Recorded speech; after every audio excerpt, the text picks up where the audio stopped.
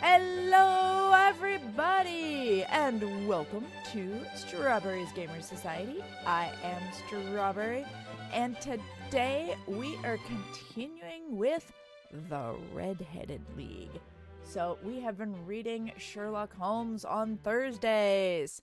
YouTube still starts with ads. Okay, well, I guess we will wait just a moment for YouTube to finish their advertisements, and I will switch this to live chat so that I can see all the messages as opposed to just the messages that YouTube deems to show me.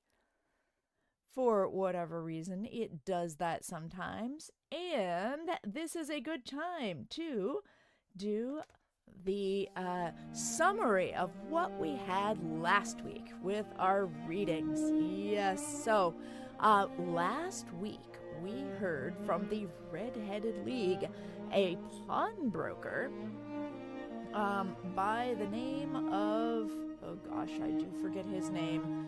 The pawnbroker had an assistant who brought to his attention the fact that there was an advertisement in the newspaper for one Redheaded League. Hey, hello Ryan, glad you made it. So the Redheaded League is basically like an easy job only for redheaded people, and it pays £4 a week, which is an awful lot of money back in the 1800s when this thing was going on. So, for 8 weeks in a row, this gentleman went to a little house and he copied words out of a dictionary for 4 hours, and then he went back to his regular work, and he got paid a whole lot of money for this. And on the 8th week, he showed up, and there was a little note tacked to the door saying, "The Redheaded League has been dissolved." And he's like, what the heck? Why is the Redheaded League dissolved? And this was quite a mystery indeed. And so he went to Sherlock Holmes for more advice. And that is where we finished up last week. Let's see here. "And what did you do then?" asked Holmes. "I went home to Saxe-Coburg Square, and I took the advice of my assistant. But he could not help me in any way. He would only say that if I waited, I should hear by post. But that was not quite good enough, Mr. Holmes. I do not wish to lose such a place without a struggle. So, as I had heard that you were good enough to give advice to poor folk who are in need of it, I came right away to you."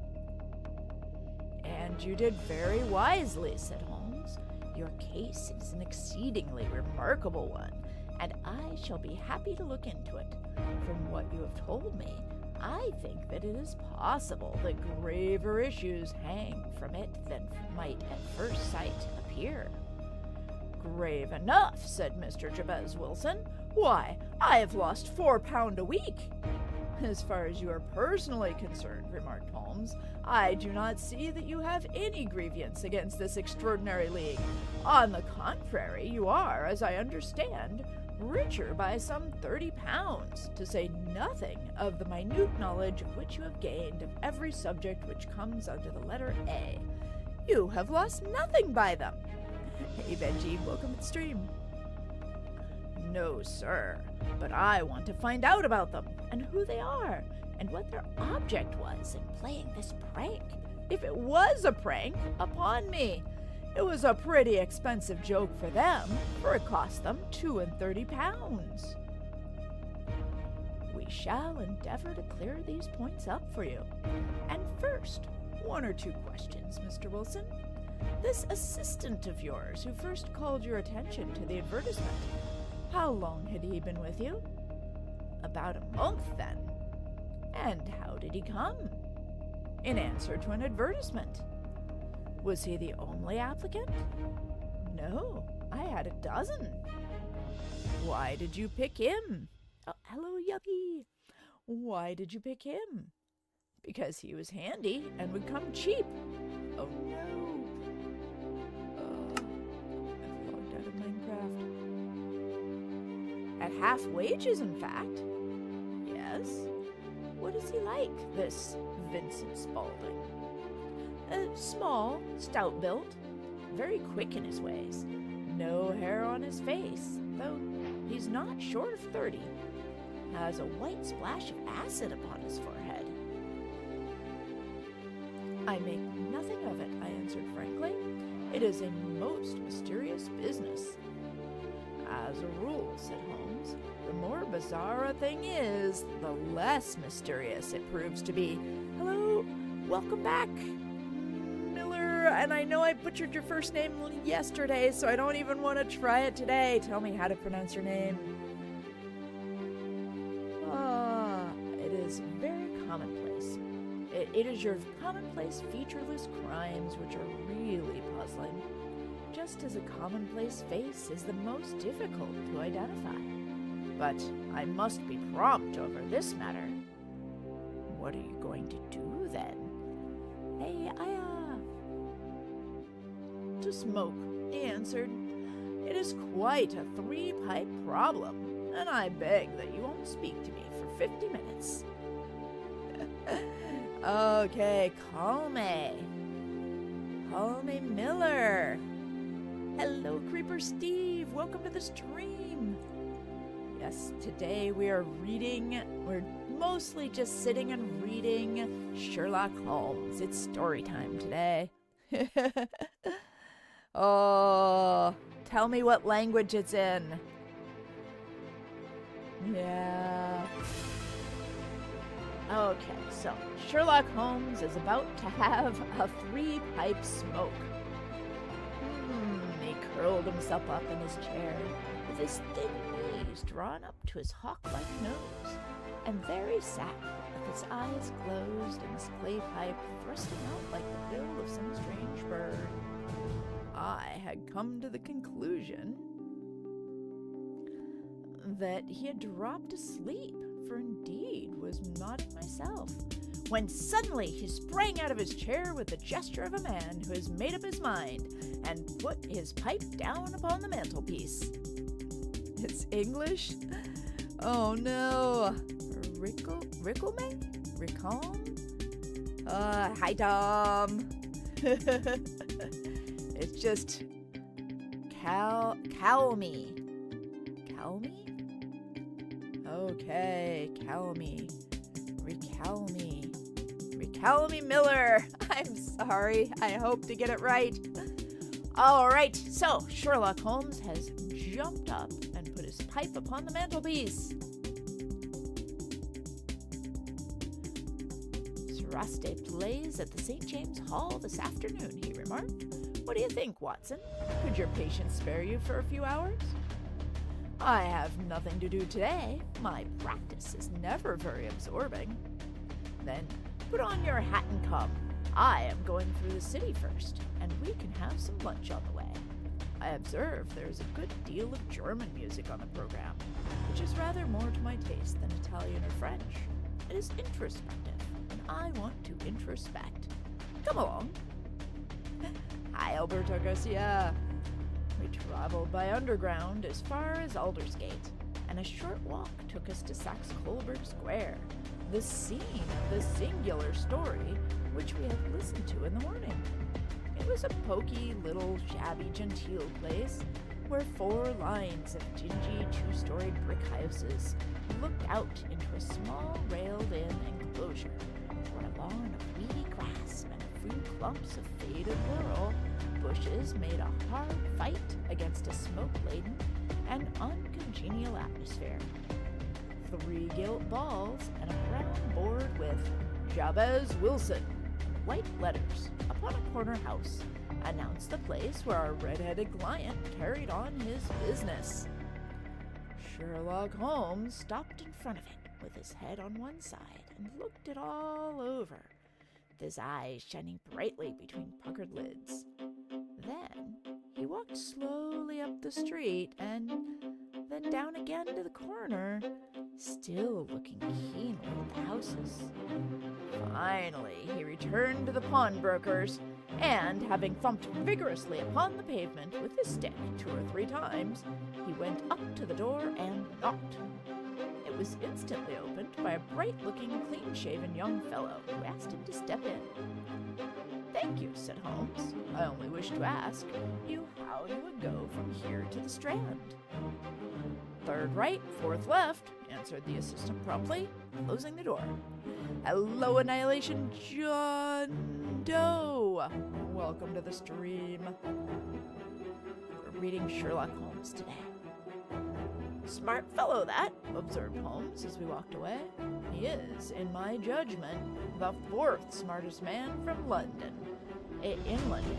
And for daring, I am not sure that he has not a claim to be third. I have known something of him before." "Oh, thank you for the push-ups! Alrighty. It's exercise time. Everybody. So, we are exercising. 210 pieces of exercise for the entire week once you do them. All right, thank you. Make good choice, Pepsi Train. Woohoo! Okay, got it. And hello, everybody over on YouTube as well. I am Strawberry of Strawberry's Gamer Society, and we are reading Sherlock Holmes with a Minecraft background today. All right, but we're taking a little break for exercise. Let's go. 10, 9, 8, 7, 6, 5, 4, 3, 2, 1. And 10 push-ups. 10, 9, 8, 7, 6, 5, 4, 3, 2, 1.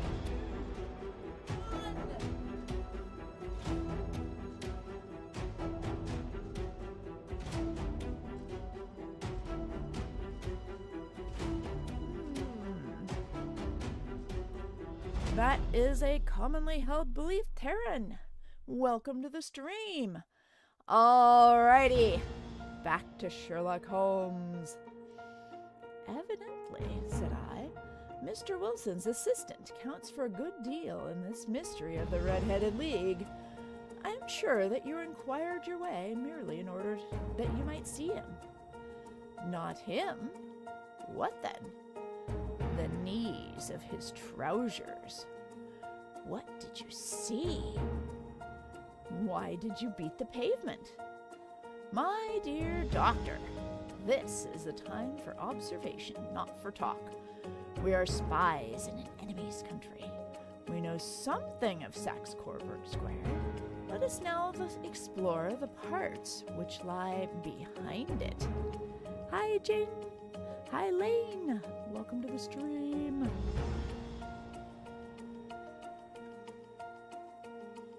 The road in which we found ourselves as we turned round the corner from the retired Saxe-Coburg Square presented as great a contrast to it as the front of a picture does to the back. It was one of the main arteries which conveyed the traffic to the city, north and west.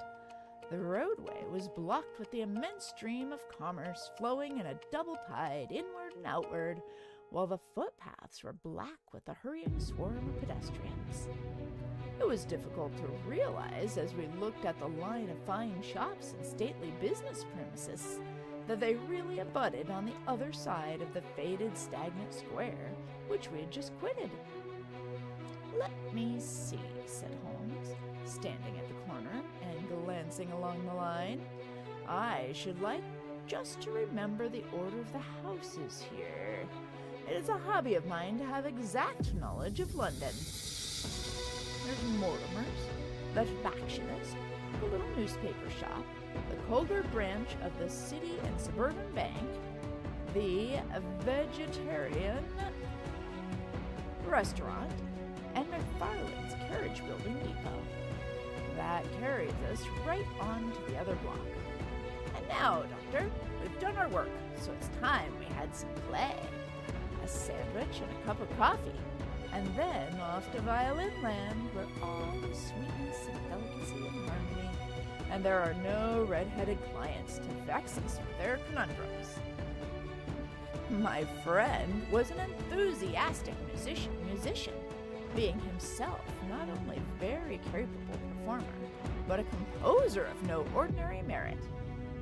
All the afternoon he sat in the stalls, wrapped in the most perfect happiness, gently waving his long, thin fingers in time to the music, while his gently smiling face and his languid, dreamy eyes were as unlike those of Holmes the sleuth-hound, Holmes the relentless, keen-witted, ready-handed criminal agent, as it was possible to conceive. In his singular character, the dual nature alternately asserted himself, and his extreme exactness and astuteness represented, as I have often thought, the reaction against poetic and contemplative mood which occasionally predominated in him. The swing of his nature took him from extreme languor to devouring energy. He sounds right over. And, as I knew well, he was never so truly formidable as when, for days on end, he had been lounging in his armchair amid his improvisations, his black-letter editions.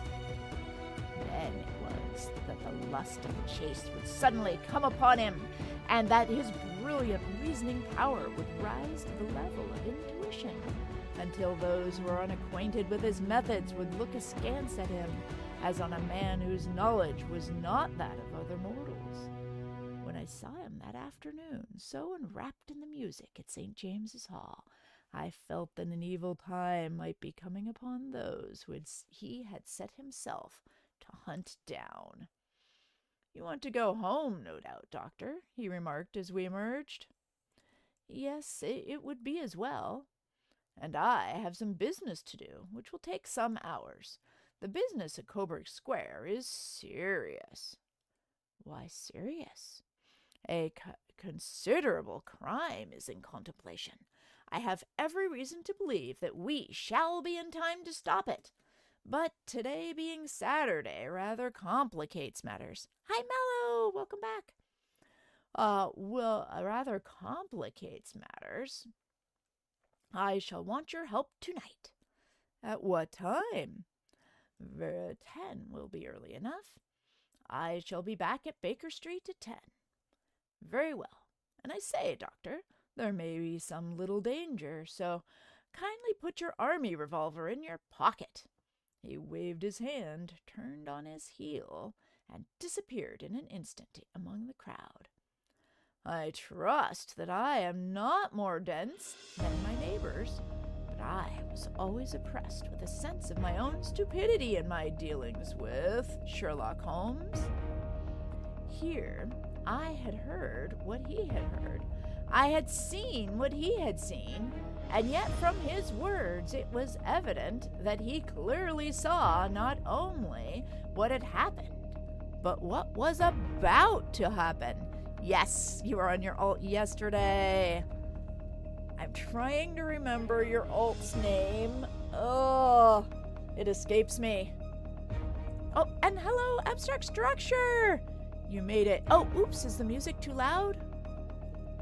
Thank you for letting me know. I didn't see where Longarm said that. Let me make this quieter. My apologies. There we go. How's that? That is about as quiet as I can make it. Here, I can switch to the next song. Yeah, that is as quiet as I can make it without turning it off. There we go. Hello, Ido Boney Jr. Okay, it's better. Sorry about that. I'll have to try harder for next week to get... it's a different mix than I usually use. I was trying to get something more exciting for Sherlock Holmes. Let's see here. So, he had seen what I had seen. From his words, it was evident that he clearly saw not only what had happened, but was about to happen. While to me, the whole business was still confused and grotesque.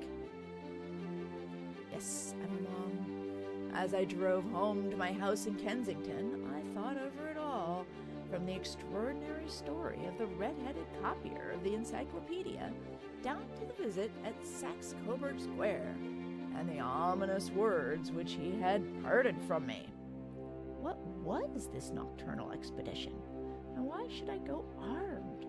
Where were we going, and what were we to do?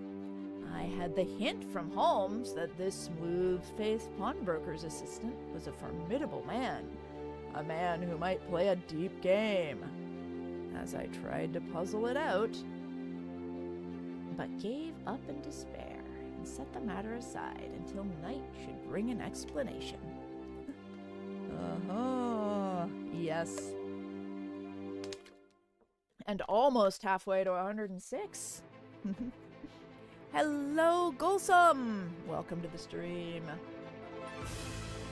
It was 9:15 when I started from home and made my way across the park, and so through Oxford Street to Baker Street. 2 hansoms were standing at the door. So a hansom is a hansom cab. It's a kind of carriage that's drawn by a horse. 2 hansoms were standing at the door, and as I entered the passage, I heard the sounds of voices from above. On entering his room, I found Holmes in an animated conversation with 2 men, one of whom I recognized as Peter Jones, the official police agent, while the other was a long, thin, sad-faced man with a very shiny hat and oppressively respectable frock coat. "Huh, our party is complete," said Holmes, buttoning up his pea jacket and taking his heavy hunting crop from the rack. "Watson, I think you know Mr. Jones of Scotland Yard. Let me introduce you to Mr. Merriweather, who is to be our companion in tonight's adventure." "We're hunting in couples again, Doctor, you see," said Jones in his consequential way.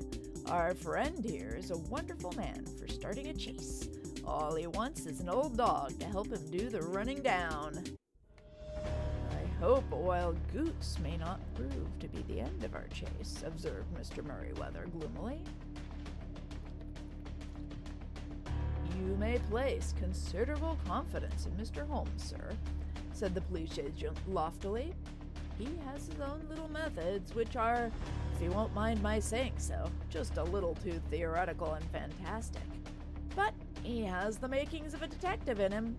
It is not too much to say that once or twice, as in that business of the Soho murder and the Arga treasure, he has been more nearly correct than the official force." Yeah, I'm not really much of a PvPer. Today, we're just sitting on a platform, enjoying the view.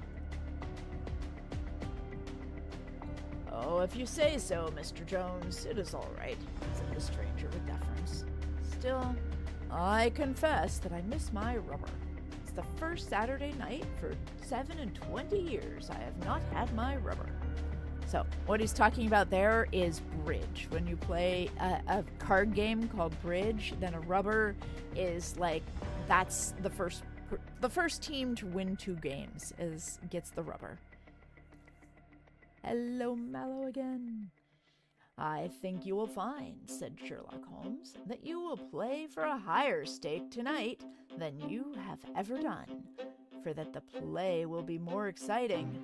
For you, Mr. Merriweather, the stake will be some £30,000, and for you, Jones, it will be the man upon whom you wish to lay your hands."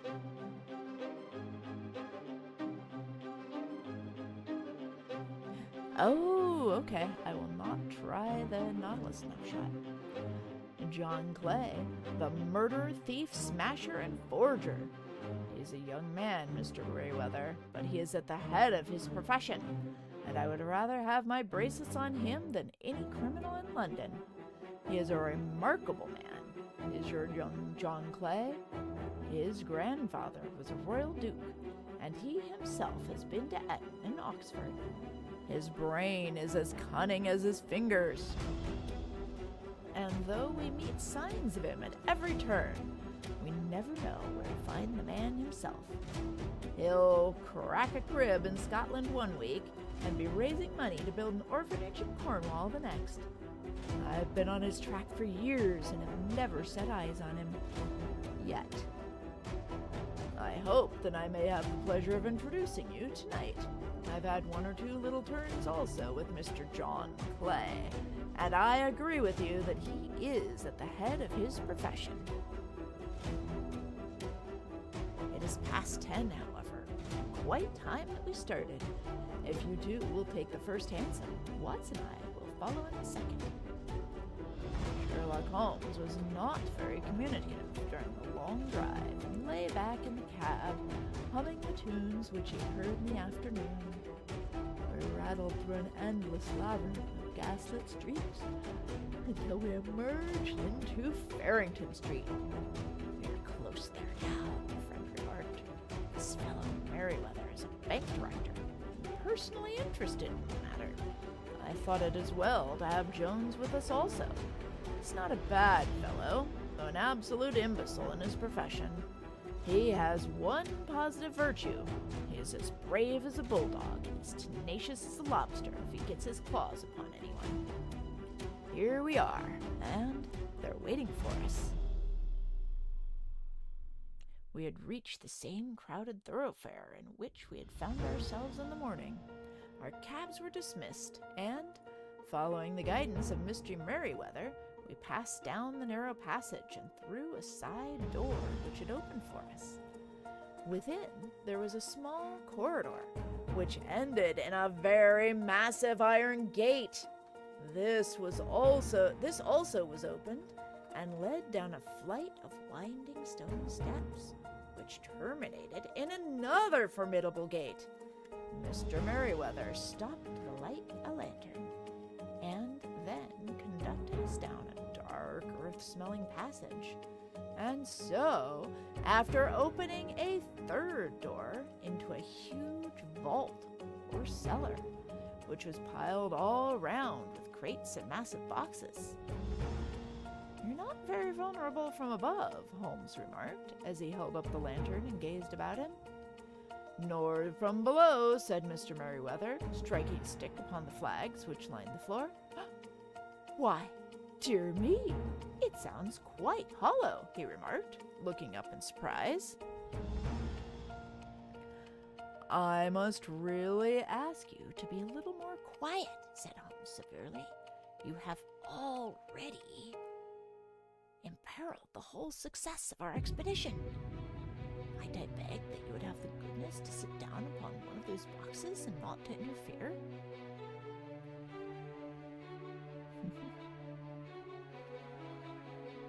Pizza? Little Caesars, maybe. The solemn Mr. Merryweather perched himself upon a crate, with a very injured expression upon his face, while Holmes fell upon his knees upon the floor, and, with the lantern and a magnifying lens, began to examine minutely the cracks between the stones. A few seconds sufficed to satisfy him, and he sprang to his feet again, and put his glass in his pocket. "We have at least an hour before us," he remarked, "for they can hardly take any steps until the good pawnbroker is safely in bed. Then they will not lose a minute, for the sooner they do the work, the longer time they will have for their escape. We are at present, Doctor, as no doubt you have divined, in the cellar of the city branch of one of the principal London banks. Mr. Merryweather is chairman of the directors, and he will explain to you that there are reasons why the more daring criminals of London should take considerable interest in this cellar at present."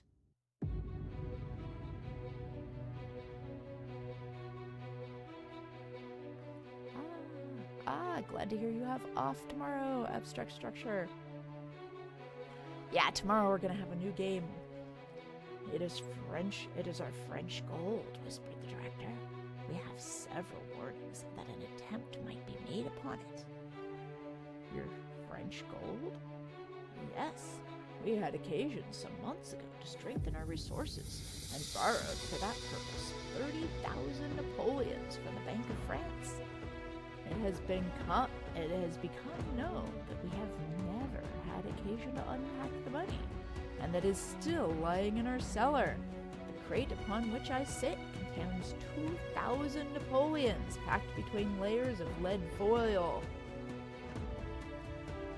Our reserve of bullion is much larger at present than is usually kept in a single branch office, and the directors have had misgivings about What are the subject. Napoleons? I assume that it is a unit of money for gold, but let's see. I can double click it and find out. Yeah, Napoleon was a guy who ruled France, but what is Napoleon's? A flaky rectangular pastry with a sweet filling. No, that's not what we're looking for. Interesting. It doesn't give me the definition. Hey, Magnus. Good to see you. Hi, SP Danger Man. Welcome back. We're trying to look up the definition of Napoleons. Napoleons.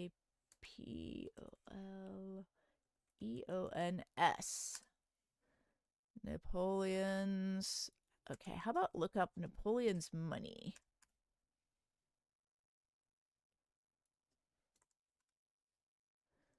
What does it say?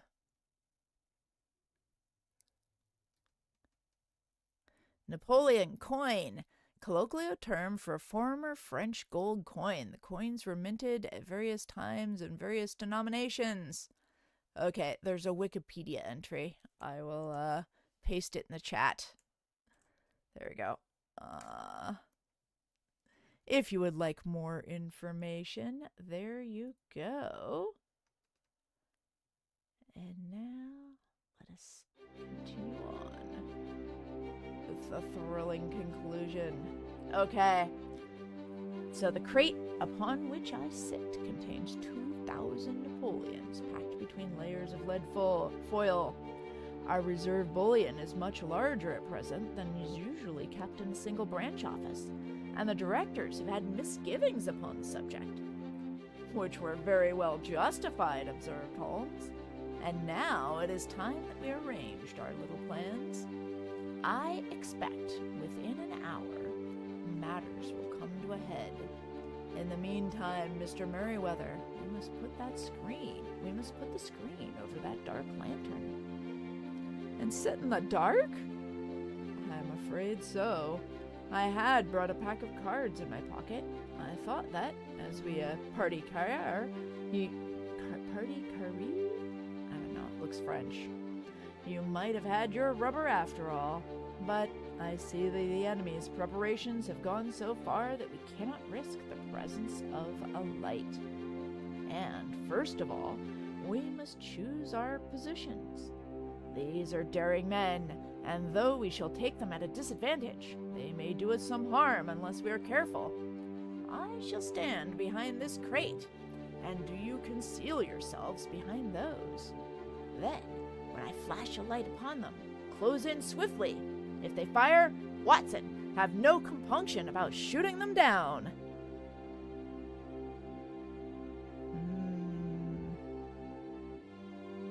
I placed my revolver, cocked, upon the top of the wooden case behind which I crouched. Holmes shot the slide across the front of his lantern and left us in pitch darkness. Such an absolute darkness as I have never before experienced.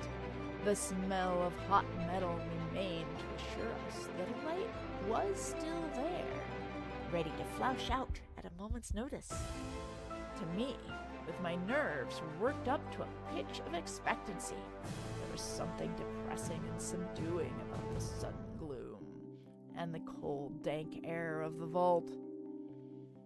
They have but one retreat, whispered Holmes. That is back through the house into the Saxe-Coburg Square. I hope that you have done what I asked you, Jones? I have an inspector and 2 officers waiting at the front door. Then we have stopped all the holes.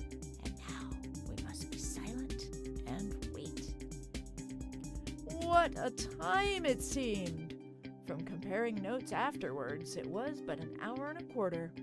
Yet it appeared to me that the night must have almost gone, and the dawn be breaking above us.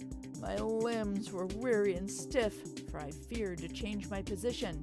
Yet my nerves were worked up to the highest pitch of tension, and my hearing was so acute that I could not only hear the gentle breathing of my companions, but I could distinguish the deeper, heavier in-breath of the bulky Jones from the thin, sighing note of the bank director. From my position, I could look over the case in the direction of the floor.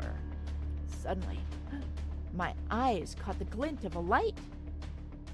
At first, it was a lurid spark upon the stone pavement. Welcome the dude. Welcome Jar Edits. On Thursdays, I read Sherlock Holmes. But first, it was a lurid spark upon the stone pavement. Then it lengthened out until it became a yellow line. And then, without any warning or sound, the gash seemed to open, and a hand appeared. A white, almost womanly hand, which felt about in the center of the little area of light. For a minute or more, the hand, with its writhing fingers, protruded out of the floor. Then it was withdrawn as suddenly as it appeared, and all was dark again. Oh, thank you. All was dark again, save the single lurid spark, which marked a chink between the stones. Its disappearance, however, was momentary. With a rending, tearing sound, one of the broad white stones turned over upon its side and left a square gaping hole through which streamed the lantern. Over the edge there peeped a clean-cut, boyish face, which looked keenly about it, and then, with a hand on either side of the aperture, drew itself shoulder-high and waist-high until one knee rested upon the edge. In another instant, he stood at the side of the hole and was hauling after him a companion, lithe and small like himself, with a pale face and a shock of very red hair. "It's all clear," he whispered. "Have you the chisel and the bags? Great Scott! Jump, Archie, jump, and I'll swing for it." Sherlock Holmes had sprung out and seized the intruder by the collar. The other dived down the hole, and I heard the sound of rending cloth as Jones clutched at his skirts. The light flashed upon the barrel of a revolver, but Holmes's hunting crop came down upon the man's wrist, and the pistol clinked upon the stone floor. "It's no use, John Clay," said Holmes blandly. "You have no chance at all." "So I see," the other answered with the utmost coolness. "I fancy that my pal is all right, though I see you have got his coattails."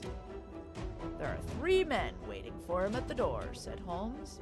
"Oh, indeed. You seem to have done the thing very completely. I must compliment you." "And I you," Holmes answered. "Your red-headed idea was very new and effective." "You'll see your pal again presently," said Jones. "He's quicker at climbing down holes than I am. Just hold out while I fix the derbies. "I bet that you will not touch me with your filthy hands," remarked our prisoner, as the handcuffs clattered upon his wrists. "You may not be aware that I have royal blood in my veins. Have the goodness also, but when you address me, always say, 'Sir,' and 'please.'" "All right," said Jones, with a stare and a snigger. "Well, would you please, sir, march upstairs where we can get a cab to carry your highness to the police station?" "That is better," said John Clay serenely. He made a sweeping bow to the 3 of us and walked quietly off in the custody of the detective. "Really, Mr. Holmes," said Mr. Merriweather, as he followed them from the cellar, I do not know how the bank can thank you or repay you. There is no doubt that you have detected and defeated in the most competent manner one of the most determined attempts at bank robbery that have ever come within my experience.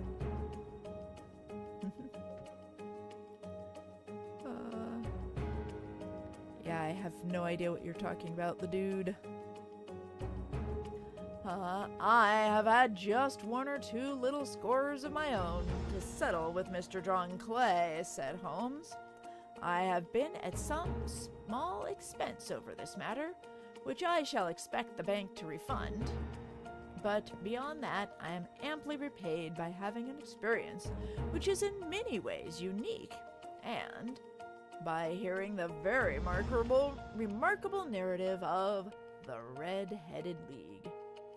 You see, Watson, he explained, in the early hours of the morning as we sat over a glass of whiskey and soda in Baker Street, it was perfectly obvious from the first that the only possible object of this rather fantastic business of the advertisement of the League and the copying of the encyclopedia must be to get this not overbright pawnbroker out of the way for a number of hours every day. It was a curious way of managing it, but really, it would be difficult to suggest a better. The method was no doubt suggested to Clay's ingenious mind by the color of his accomplice's hair. The 4 pounds a week was a lure which must draw him, and what was it to them, who were paying for thousands? They put in the advertisement.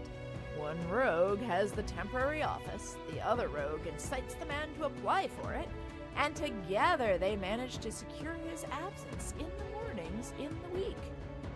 From the time that I heard of the assistant having come for half wages, it was obvious to me that he had some strong motive for securing the situation. Yes, thank you for the hearts in the chat. But how could you guess that what the motive was? Had there been women in the house, I should have suspected a mere vulgar intrigue. That, however, was out of the question. The man's business was a small one, and there was nothing in his house which could account for such elaborate preparations. And such an expenditure as they were at. It must, then, be something out of house. But what could it be? I had thought of the assistant's fondness for photography and his trick of vanishing into the cellar. The cellar! There was the end to this tangled clue. Then I made inquiries as to this mysterious assistant and found that I had to deal with one of the coolest and most daring criminals in London. He was doing something in the cellar. Something which took many hours a day for months on end. What could it be once more? I could think of nothing save that he was building a tunnel to some other building, or that he was running a tunnel to some other building. So far, I had got when we went to visit the scene of action. I was surprised by beating upon the pavement with my stick. I was ascertaining whether the cellar stretched out in front or behind. It was not in front.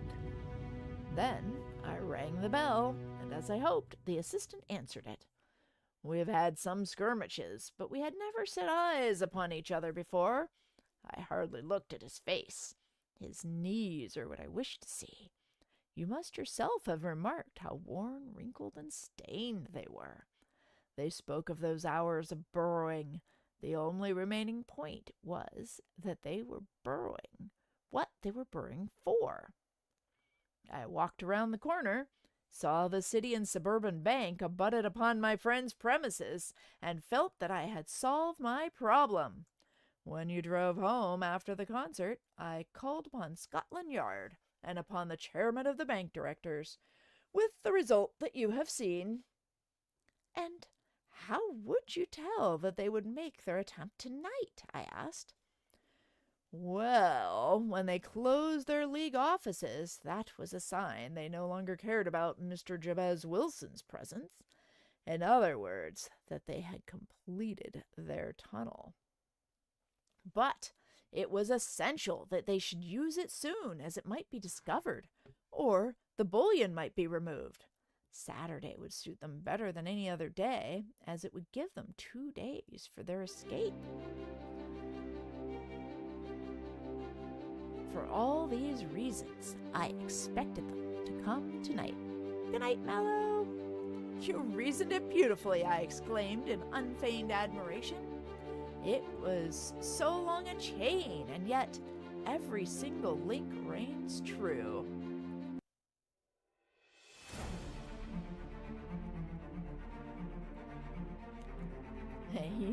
He had saved me from the ennui, he answered, yawning. Alas, I feel it closing in upon me. My life is spent in one long effort to escape from the commonplaces of existence. These little problems help me to do so. And you are a benefactor to the race, said I. He shrugged his shoulders. Well, perhaps after all, it is of some little use, he remarked. Les hommes c'est rein, les vers c'est tout. I do not speak French, chat. As Gustav Flaubert wrote to George Sand. Okay, I gotta put that in Google Translate. What does that mean? Let's see here. Translate.google.com. Detect language. I'm betting it's French. Man is nothing. The work is everything. There we go.